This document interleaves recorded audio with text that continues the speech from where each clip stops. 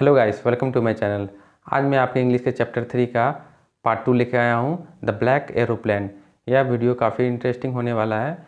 यह वीडियो पूरा देखने के बाद आपको ऑब्जेक्टिव तथा सब्जेक्टिव किसी में भी प्रॉब्लम नहीं होने वाली है, क्योंकि मैं इसे काफ़ी अच्छी तरह से एक्सप्लेन किया हूँ। तो चलिए स्टार्ट करते हैं वीडियो को बिना समय गवाए। Chapter 3, 2 stories about flying, black aeroplane, जिनके राइटर हैं फ्रेडरिक फॉर्थ।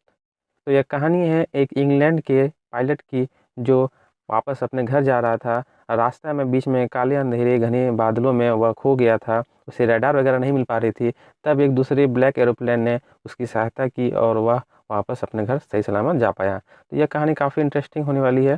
चलिए आगे लाइन में लाइन पढ़ते हैं और डिटेल में समझते हैं पूरा कहानी। चंद्रमा मेरे पीछे पूर्व में ऊपर आ रहा था और मेरे ऊपर सितारे साफ आकाश में चमक रहे थे। आकाश में एक भी बादल नहीं था। मैं प्रसन्न था कि सोए हुए ग्रामीण क्षेत्र के ऊपर उड़ रहा हूँ।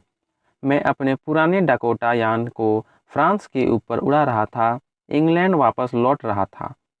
मैं अपनी छुट्टी का सपना देख रहा था और अपने परिवार से मिलने की आशा लिए था। मैंने अपनी घड़ी में देखा, प्रातः के 1:30 बज रहे थे। मैंने सोचा मुझे पेरिस नियंत्रण कक्ष से शीघ्र संपर्क कर लेना चाहिए। जब मैंने यान के अग्रभाग से आगे नीचे की ओर देखा तो मुझे सामने एक विशाल नगर के प्रकाश बिंदु दिखाई दिए। मैंने रेडियो खोल दिया और कहा, पेरिस नियंत्रण कक्ष, डकोटा DS-088 से बोल रहा हूँ। क्या आप मेरी आवाज़ सुन रहे हैं? मैं इंग्लैंड लौट रहा हूँ। समाप्त। रेडियो से तुरंत उत्तर मिला, DS-088, मैं तुम्हें सुन सकता हूँ। तुम्हें अब 12 डिग्री पश्चिम में मुड़ जाना चाहिए। समाप्त। मैंने नक्शे तथा कुतुबनुमा का निरीक्षण किया, फिर दूसरी तथा अंतिम ईंधन टंकी का बटन दबाया और डकोटा को 12 डिग्री पश्चिम इंग्लैंड की दिशा में मोड़ दिया। मैं नाश्ते के समय पहुंच जाऊंगा, मैंने सोचा। अंग्रेजी नाश्ता बड़ा अच्छा होता है। सब ठीक चल रहा था। बड़ी सुगम उड़ान थी। पेरिस कोई 150 किलोमीटर मेरे पीछे रह गया था। जब मैंने बादलों को देखा, तूफानी बादल और विशाल थे। आकाश में मेरे सामने काले पर्वतों जैसे बादल दिख रहे थे। मैं जानता था कि मैं इन बादलों के ऊपर नहीं उड़ सकता और फिर इन बादलों से बचकर उत्तर या दक्षिण की ओर यदि जाना चाहूँ तो उसके लिए मेरे पास पर्याप्त ईंधन नहीं था। मुझे पेरिस लौट जाना चाहिए, मैंने सोचा। पर मैं घर पहुँचना चाहता था। मैं नाश्ता करना चाहता था। मैं खतरा मोल लूँगा, मैंने सोच लिया और उस पुराने डकोटा को सीधे तूफान के अंदर ले गया। बादलों के अंदर सब कुछ अचानक अंधकारमय हो गया। यान से बाहर कुछ भी देख पाना असंभव था। पुराना यान हवा में उछला तथा टेढ़ा मेढ़ा हुआ। मैंने कुतुबनुमा में देखा। मुझे अपनी आंखों पर विश्वास नहीं हुआ। कुतुबनुमा में सुई घूम रही थी। वह बेकार हो गया था। वह काम नहीं कर रहा था। अन्य उपकरणों ने भी अचानक काम करना बंद कर दिया। मैंने रेडियो चलाना चाहा। पेरिस नियंत्रण कक्ष, पेरिस नियंत्रण कक्ष, क्या तुम मुझे सुन सकते हो? कोई उत्तर नहीं आया। रेडियो भी बेकार हो गया था। मेरे पास अब ना रेडियो था, ना कंपास, ना मैं देख सकता था कि मैं कहाँ हूँ। मैं तूफान में भटक गया था। तब काले बादलों में जो मेरे आसपास थे, मैंने एक अन्य यान देखा। उसके पंखों पर प्रकाश नहीं था, किंतु मैं उसे अपने आगे तूफान में से उड़ते हुए देख सकता था। मैं यान चालक के चेहरे को अपनी ओर मुड़ा हुआ देख सकता था। मैं दूसरे व्यक्ति को देखकर बड़ा प्रसन्न हुआ। उसने एक हाथ ऊपर उठाया और हिलाया। वह कह रहा था, मेरे पीछे आओ, मेरे पीछे पीछे आओ। मैंने सोचा, वह जानता है कि मैं रास्ता भटक गया हूँ। वह मेरी सहायता करने का प्रयत्न कर रहा है। उसने अपना यान धीरे से उत्तर दिशा को मोड़ दिया और मेरे डकोटा के सामने आ गया, ताकि मुझे उसका पीछा करने में आसानी हो। मुझे एक आज्ञाकारी बालक की तरह उस अजनबी यान के पीछे जाने में बहुत प्रसन्नता थी। आधे घंटे के पश्चात वह अपरिचित काला यान अब भी मेरे सामने वहाँ पर बादलों में था। अब उस पुराने डकोटा की अंतिम टंकी में 5 या 10 मिनट तक उड़ान के लिए ईंधन शेष था।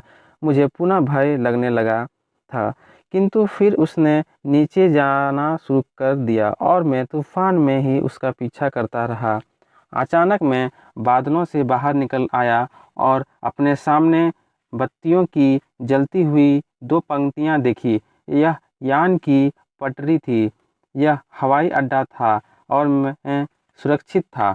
मैंने काले यान में बैठे अपने मित्र को देखने के लिए सिर झुकाया, पर आकाश खाली था।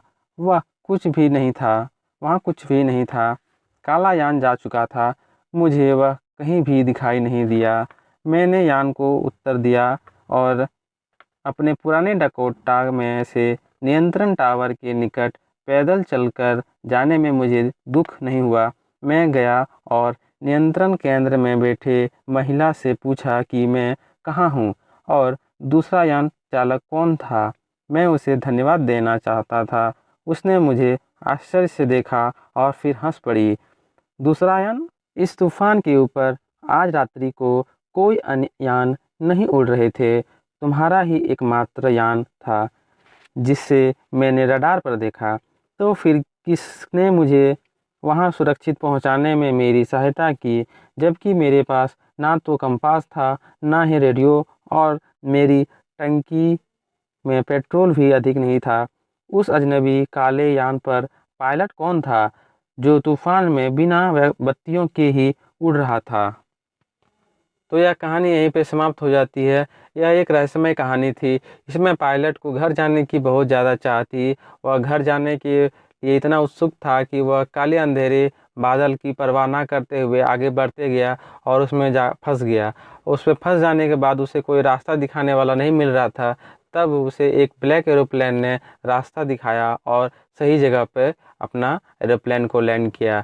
बाद में जब उसको पता चला कि उसे वहाँ पे कोई रास्ता दिखाने वाले कोई अन्य एरोप्लेन का वहाँ नहीं था, तब उसे अनुभव हुआ कि वह अपने मन की बात को ही लेके चल रहा था और उसे भ्रम हुआ था कि वहाँ पे कोई अन्य एरोप्लेन भी है।